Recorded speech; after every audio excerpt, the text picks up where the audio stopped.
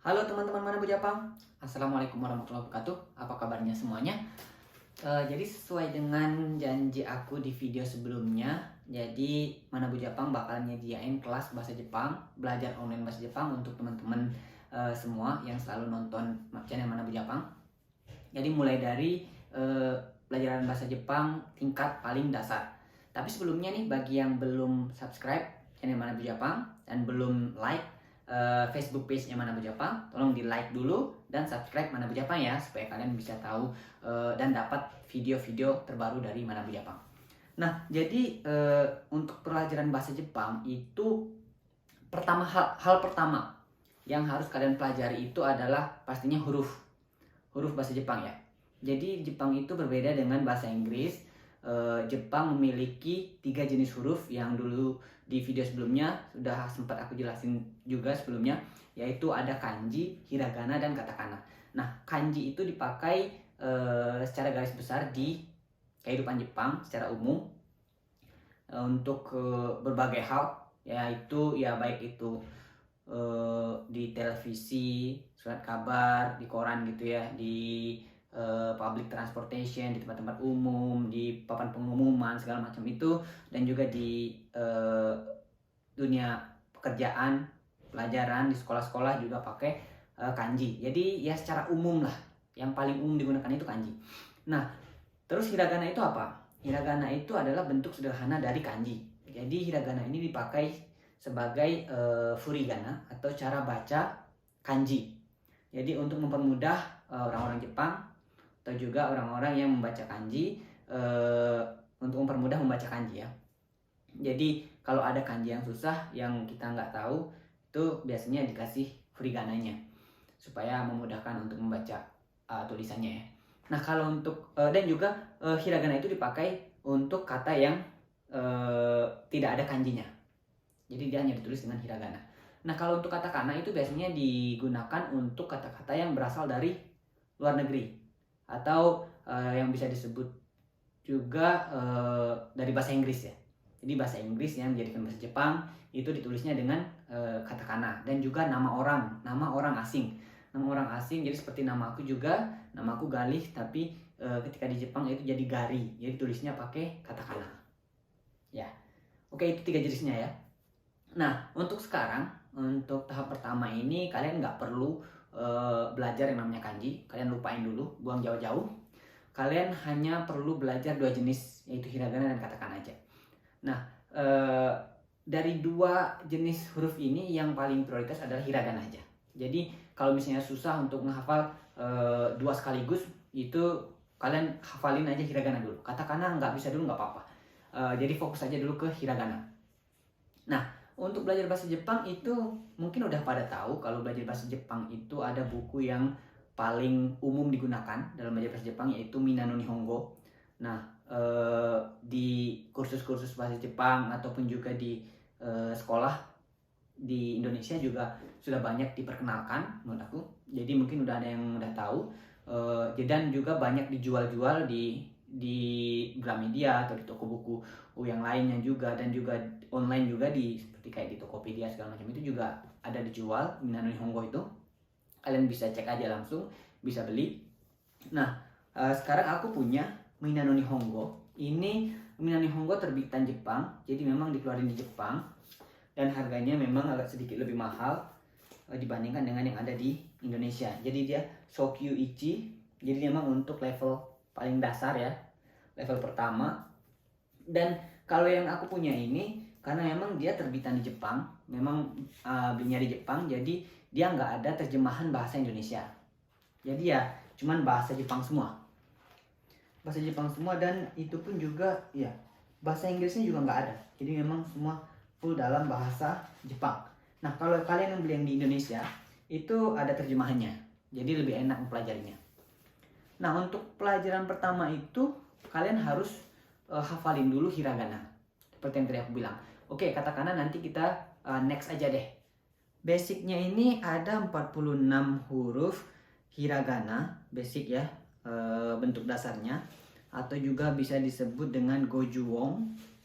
Jadi sebutnya goju, tapi karena memang ada empat huruf yang sama, jadi dia totalnya itu kalau kita bilang itu 46. Jadi ada A, I, U, E, O, K, Ki, Ku, Ke, Ko, Sa, Si, Su, Se, So, Ta, Ci, Tsu, Te, To, Na, Ni, Nu, Ne, No, Ha, Hi, Hu, He, Ho, Ma, Mi, Mu, Me, Mo, Ya, Yu, Yo, Ra, Ri, Ru, Re, Ro, Wa, O, En. Jadi ada 46 untuk Gojuong. Nah selanjutnya itu ada yang namanya perubahan pelafalan dari hiragana ini menjadi dakuong, yaitu ditambah teng-teng ya kalau orang Jepang bilangnya ya. Jadi kalau dalam bahasa Indonesia itu tanda kutip, ada tanda kutip 2. Jadi seperti K dikasih tanda kutip 2 menjadi ga, Ki tanda kutip 2 menjadi gi. Jadi ga, gi, gu, ge, go. Begitu juga dengan Sa menjadi za, menjadi ji, zu, ze, zo. Dan Ta juga menjadi da, ji, zu, de, do. Dan Ha menjadi ba, bi, bu, be, bo. Selanjutnya ada handakuong. Handakuong ini kalau kita kasih tanda bulat ya. Jadi kalau dalam bahasa Jepang dikasih maru. Itu Ha menjadi pa. Pa, pi, pu, pe, po. Nah selanjutnya ini yang agak sedikit sulit, agak sedikit ribet, itu menjadi yoong. Jadi kalau kita menambahkan huruf hiragana yang lainnya yang lebih kecil di sebelah kanan huruf hiragana. Seperti ki ya, ki kita tambahkan ya kecil di sebelah kanan menjadi kya. Jadi kya, kyu, kyo.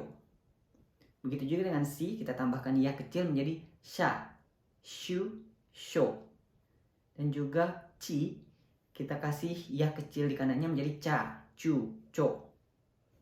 Dan ni, kita kasih ya kecil itu menjadi nya, nyu, nyo. Begitu selanjutnya ada hya, hyu, hyo, mya, myu, myo, rya, ryu, ryo, gya, gyu, gyo, ja, ju, jo, ja, ju, jo, bia, biu, bio, pia, piu, pio. Itu tadi untuk hiragana. Nah jadi pertama-tama kalian harus menghafalin hiragana ini dulu. Kalau untuk tipsnya gimana cara gampang buat menghafal hiragana, itu ya kalian tulis. Jadi semua jenis hurufnya itu kalian tulis, perbanyaklah menulis. Jadi ya kalau bisa sampai 50 kali sampai 100 kali nggak apa-apa. Kalian tulis terus. Karena dengan menulis itu akan membuat otak kalian mengingat. Jadi kalau cuma baca, itu masuk otak terus keluar lagi. Jadi nggak bakal lama, nggak bakalan nempel. Nah, kalau saran aku, mending kalian tulis terus. Jadi sambil tulis itu secara tidak sadar otak kalian itu akan merekam. Jadi ketika kalian bisa nulis, pasti kalian bisa baca. Tapi ketika kalian bisa baca, belum tentu kalian bisa nulis. Itu konsepnya. Oke, itu ya. Nanti di pertemuan yang berikutnya, nanti aku cek kalian hafal apa enggak huruf hiragananya. Dan untuk pertemuan kali ini, aku juga mau kasih tahu sapaan. Jadi kosakata sapaan dalam bahasa Jepang. Jadi yang bakalan kalian gunakan di percakapan sehari-hari di Jepang ya. Jadi mungkin udah ada yang beberapa yang tahu, yaitu untuk selamat pagi itu ada ohayo gozaimasu, itu untuk selamat pagi. Dan untuk selamat siang itu ada konnichiwa. Konnichiwa ya, selamat siang. Dan untuk malam itu, selamat malam, itu konbanwa. Konbanwa, selamat malam. Dan untuk selamat tidur itu oyasumi nasai. Oyasumi nasai ya. Kemudian untuk selamat tinggal itu sayonara. Sayonara, selamat tinggal. Dan untuk terima kasih itu arigatou gozaimasu. Arigatou gozaimasu. Terima kasih ya. Terus minta maaf atau permisi itu sumimasen. Sumimasen. Maaf atau permisi ya. Kemudian onegai shimasu. Onegai shimasu itu tolong ketika kita memohon sesuatu ya. Itu untuk 8 kosakata hari ini. Mohon kalian diingat kosakata ini dan semoga nanti bisa diterapkan. Terus untuk grammar pertama yang harus kalian pahami. Jadi urutannya itu ketika kalian sudah bisa hiragana, sudah ada kosakata, dan sudah bisa kalimat sapaan, nanti adalah kalian memperkenalkan diri. Nah, gimana caranya memperkenalkan diri? Kalian harus tahu dulu kosakatanya dan bentuk grammar paling dasarnya. Nah, jadi untuk kosakata, bukan kosakata, grammar ya, tata bahasa. Tata bahasa yang paling dasar itu adalah memperkenalkan diri. Jadi saya adalah siapa gitu kan. Nah, jadi dalam bahasa Jepang itu sama, saya itu adalah watashi. Terus adalah itu wa. Saya adalah galih misalnya. Watashi wa galih. Des. Nah, kenapa harus ada des? Des itu adalah untuk membuat kalimat itu menjadi formal. Jadi ketika kita memperkenalkan diri, dalam artian kita baru kenal dengan salah satu orang, misalnya orang di hadapan kita, itu kita harus menggunakan kalimat formal. Jadi di situ gunanya des. Jadi watashi wa gari des. Seperti itu ya. Jadi itu untuk pola kalimatnya, untuk tata bahasanya adalah titik-titik wa titik-titik des. Nah, titik-titiknya itu diisi dengan saya, subjek, plus wa, plus objeknya yaitu nama saya, yaitu galih ya objeknya. Terus diakhiri dengan des. Oke, itu untuk grammar yang paling simpel ya.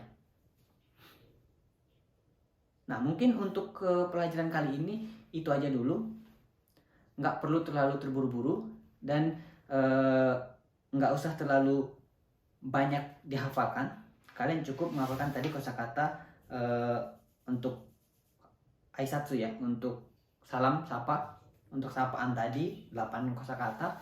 Terus juga untuk perkenalkan diri. Perkenalkan diri yaitu watashi wa nani des, titik des. Saya adalah titik des. Nah, kalau kalian sudah bisa, paling tidak kalian sudah bisa menyebutkan nama kalian. Jadi misalnya saya adalah Joko misalnya. Saya adalah Joko. Watashi wa Joko des. Itu kalian sudah bisa membuat satu kalimat dalam bahasa Jepang. Itu memperkenalkan diri kalian. Nah, kalau teman-teman udah bisa, jangan lupa komen di sini, kenalkan nama kalian. Jadi dengan tata bahasa tadi, dengan pola tata bahasa tadi. Jadi misalnya watashi wa gari des. Langsung tulis saja di komen ya, kalau kalian udah bisa ya. Oke, mungkin itu aja dulu untuk pertemuan kali ini. Nanti di pertemuan berikutnya aku bakalan tanya lagi ke teman-teman untuk mengenai hiragana dan untuk grammar yang berikutnya. Oke, jangan lupa share video ini ke teman-teman kalian supaya lebih banyak orang yang bisa belajar bahasa Jepang melalui video Manabu Jepang. Dan semoga video ini bermanfaat untuk teman-teman semua. Oke, kalau ada yang mau ditanyakan, jangan sungkan untuk komen aja ya di video Manabu Jepang ya. Oke, thank you. Assalamualaikum warahmatullahi wabarakatuh.